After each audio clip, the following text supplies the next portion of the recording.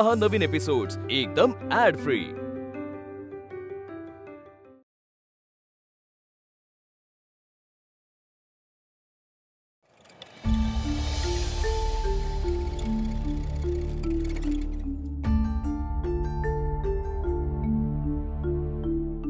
वीणा, वीणा, घर आले. आज तुला मनवणं अशक्य होत चाललंय प्रभास.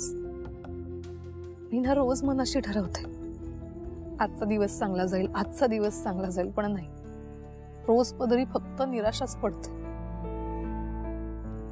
माझ्या मनाला तरी किती दिवस समजावू मी?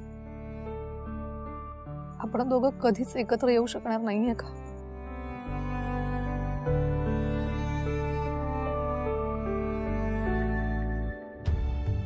प्रेम हे आपलं वीणा एकमेकांवर, आणि कुणाच्या सांगण्या किंवा न सांगण्यावर आपलं प्रेम अवलंबून नाही. अगं सगळं ठीक होईल, विश्वास ठेव.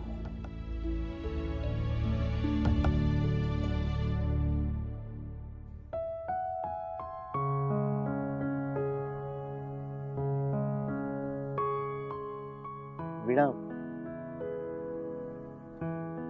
बाय.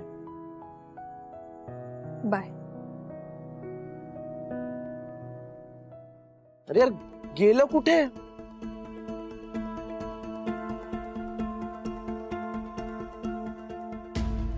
काही हरवलंय का? मोबाईल सापडत नाहीये. थांब वीणा, मी इथेच ठेवलं होतं. चावी हरवलीये. मला जर सापडलं नाही ना तर मला घरीच जाता येणार नाही. अहो मग सांगाल का काय हरवलंय? मी पण मदत करेन ना शोधायला. तुझ्याकडे राईट तुझ्याकडे काय? तुझं स्माइल वीणा, तुझं स्माइल. मी पण ना. मिळालं? आता शांतपणे घरी जाता येईल. वीणा, हे बघ, तू खूप डिस्टर्ब असशील तर काही दिवस रिहर्सलला नाही आलीस तरीच फाईन, ठीक आहे? नाही नको प्रभास. माझ्या डिस्टर्ब असण्याचा रिहर्सलवर काही परिणाम होता कामा नये. येईन. बाय. बाय. बाय.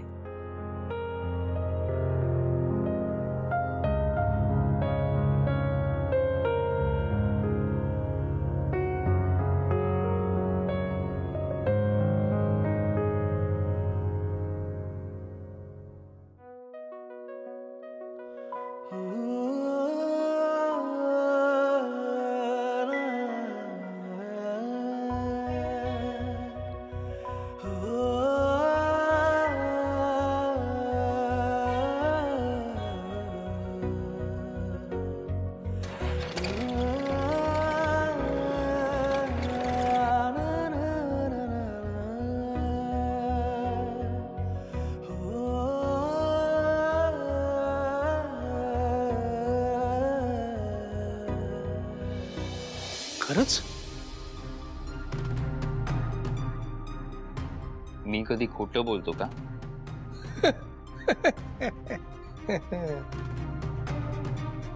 खरंच आत्या प्रभासचं काहीच ऐकून घेत नाहीये.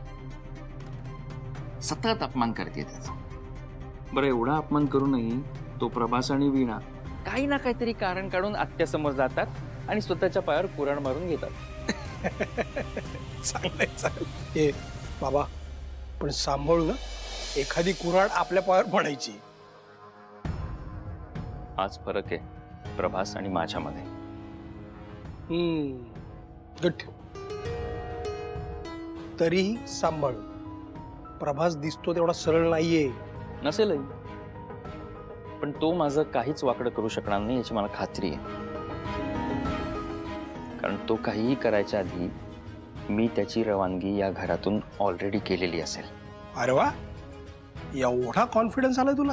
प्रभासला घराबाहेर काढणार तू? प्रभासचाच कॉन्फिडन्स इतका गेलाय की तो स्वतःहून घरातून बाहेर पडणार आहे.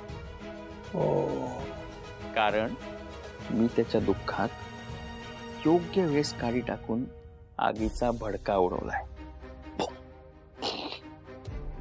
वा, बर मी काय करायचं सांग? काय करता नेहमी? तू सांगशील तसं. मग तसंच करा. गप्प बसा. खेळ अंतिम टप्प्यात आलेला असताना कुठलीही अशी गोष्ट करू नका ज्यामुळे आत्याचा राग आपल्यावरच उलटेल. हा, ठीक आहे. आता काय तू सांगशील तसं. आणि तसंही काय, मी तुझा बाप असलो तरी चुकीची कामं करण्यामध्ये तू माझा बाप आहेस ना, आहेस की नाही?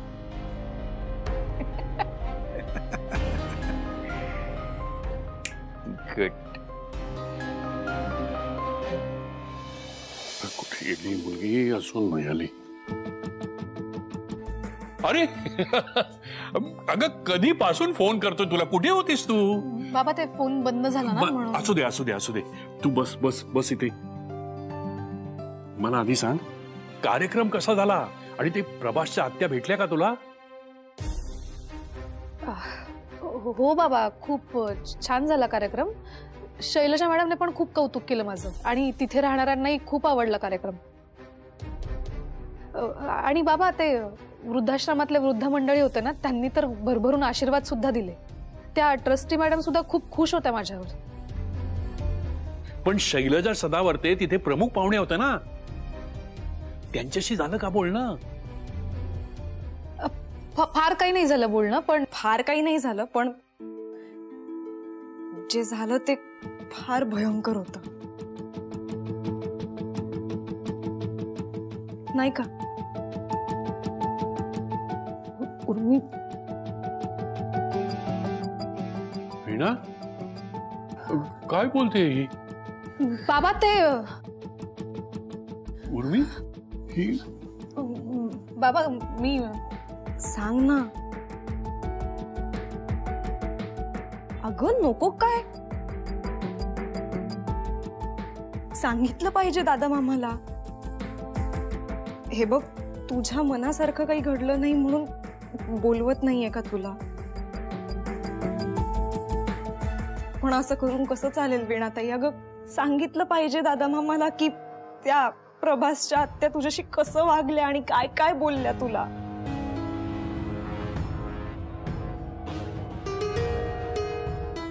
तू गेली होतीस तिथे? हो मामा, खरं तर मला जायचं नव्हतं, पण एका मैत्रिणीची आजी राहते तिथे, तिला भेटायला जावं लागलं. मुद्दा तो नाहीये मामा की मी तिथे का होते, कशी होते. मुद्दा हा आहे की शैलजा सदावर्तेंनी काहीच ऐकून नाही घेतलं रे वीणाताईचं. उलट इतक्या बोलल्या, इतकं सुनावलं की आपली ताई बिचारी तिथेच रडू लागली.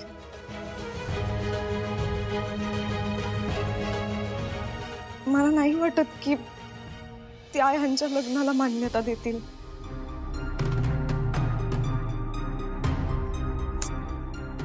बघ रे, केवढं जड जातंय तिला. ताई राहू दे, मी सांगते काय झालं ते सगळं सांगते.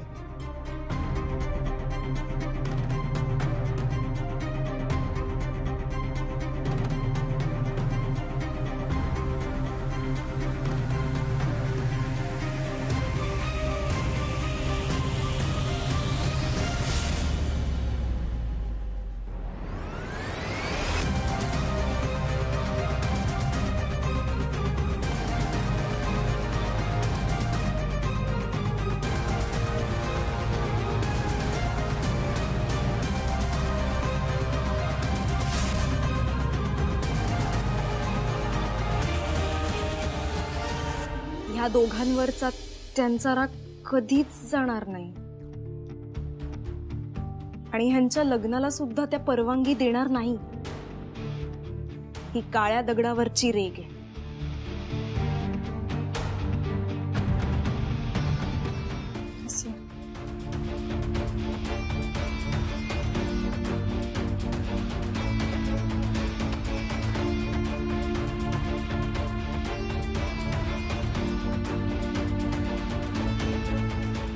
वीणा,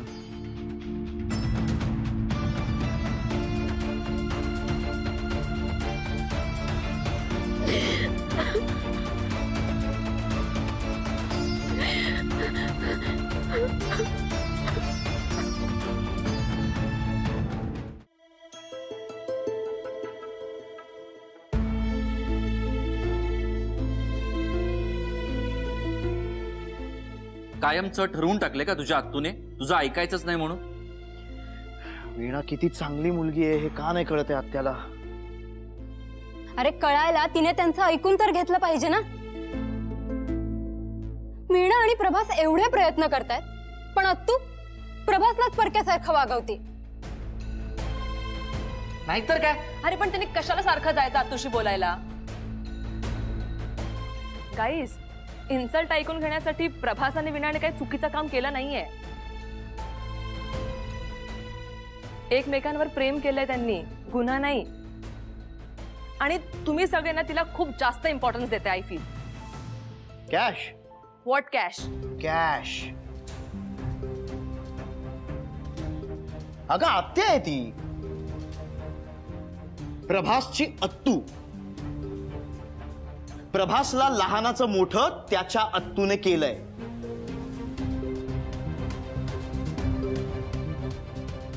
आज प्रभास जो काही आहे तो त्याच्या अत्तूमुळे आहे.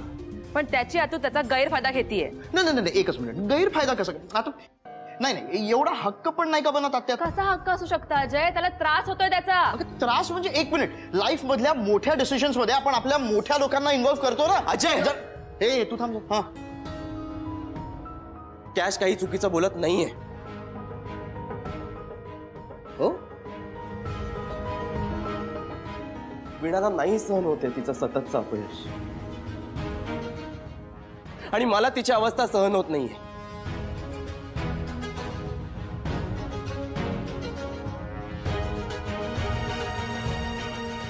मी माझं घर सोडण्याचा निर्णय घेतलाय. व्हॉट?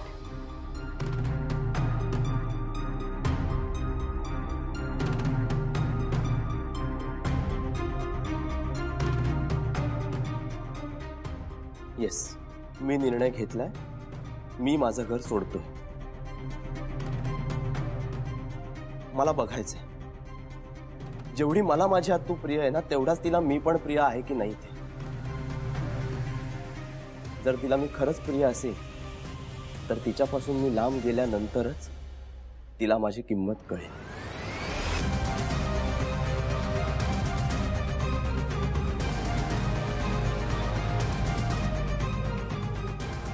प्रभास, एकदा तुझ्या. अजय, माझा निर्णय ठरलाय.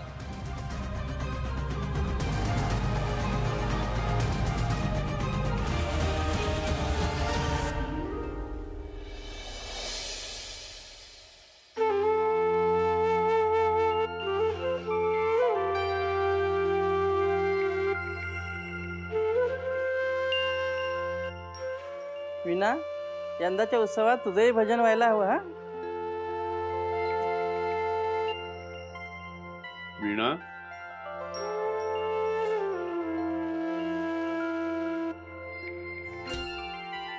आरती घे ना.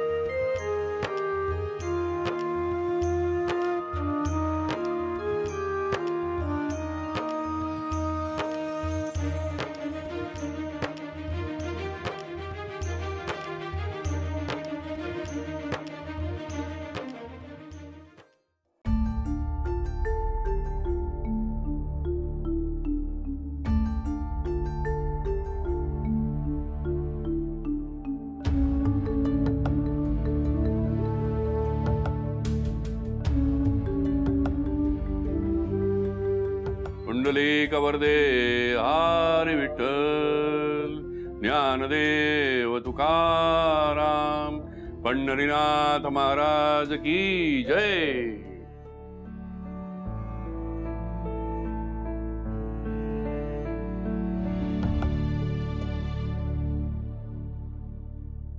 विठ्ठला, वीणाकडून जितके प्रयत्न होऊ शकले तितके तिने केले, पण तरीही तिच्या हाती यश लागत नाही आणि त्यामुळे बिचारी खचत चालली.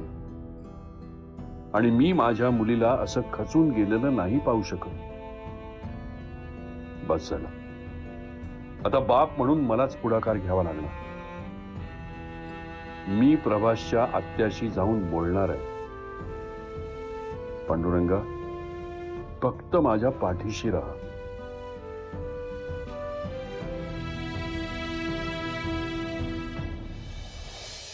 आत्या आत्या ऐक ना, मी काय म्हणतोय, तू जे प्रभासकडनं प्रोजेक्ट काढून घेतलं होतंस ते त्याला आपण परत द्यायचं का? नाही म्हणजे मला असं वाटलं म्हणून विचारलं. कोण आलाय बघ. हा, इथे आत्या प्रभासवर चिडली आहे आणि तिथे प्रभास आत्यावर. बेस्ट काम झालंय. यांचा तिढा कधीच सुटणार नाही याची काळजी घेतली पाहिजे आता.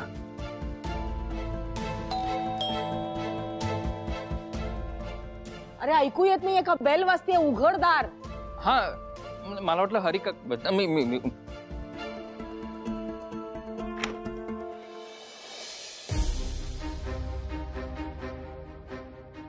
नमस्कार.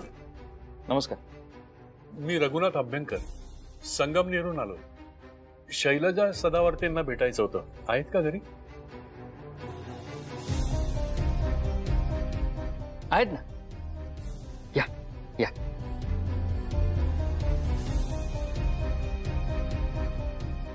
या या.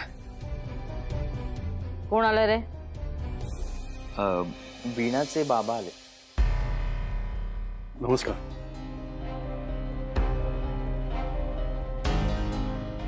बसा ना, बसा प्लीज.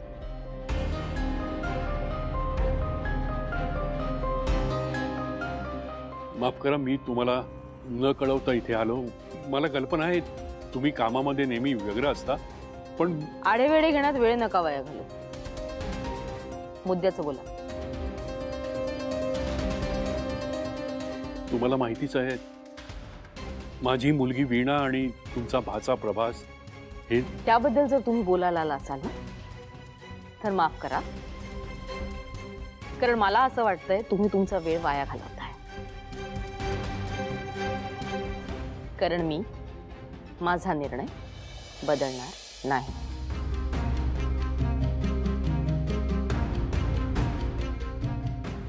नाही, ते अर्थातच तुमच्या हातात आहे, पण माझं म्हणणं निदान ऐकून तरी घ्या.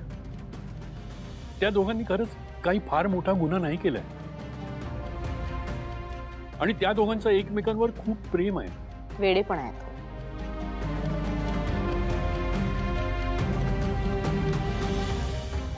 नाही, तुमच्या दृष्टीने असेल, पण मला खरंच असं वाटतं की त्या दोघांना तुम्ही माफ करावं. प्रभासच्या बाबतीत माझ्या मनातही आधी आडी होतीच की, पण नंतर मी सुद्धा तुम्ही त्यांना माफ केलं कारण तो तुमच्या मनाचा मोठेपणा होता, पण मला ते जमणार नाही. माझ्याशी कधीही कुठल्याच बाबतीत खोटं न बोलणारा प्रभास मला फसवून मला न सांगता लग्न करायला निघाला होता. इथेच त्यांनी माझा विश्वासघात केला आणि त्याला प्रवृत्त करणारी तुमची वीणा होती. अहो नाही, तसं नाहीये. एक विनंती आहे, हा गैरसमज तुम्ही आधी मनातून काढून टाका. अहो, वीणानं प्रभासला तिकडे नव्हतं बोलवलं. खरं तर वीणाचं लग्न दुसऱ्याच मुलाशी ठरलं होतं. त्या दिवशी जर प्रभास तिथे आला नसता ना तर काय, तर तुमच्या वीणाने त्या मुलाशी लग्न केलं असतं. म्हणजे तुमच्या वीणाचं प्रभासवर प्रेम नाहीच आहे. नाही, तसं नाही. तसंच आहे.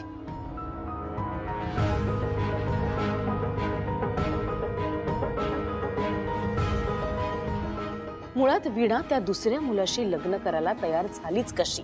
तिचं जर खरंच प्रभासवर प्रेम असतं ना, तर ती दुसऱ्या मुलाशी लग्न करायला मुळात तयारच झाली नसती. आणि जर खरंच त्या मुलाशी तिचं लग्न झालं असतं तर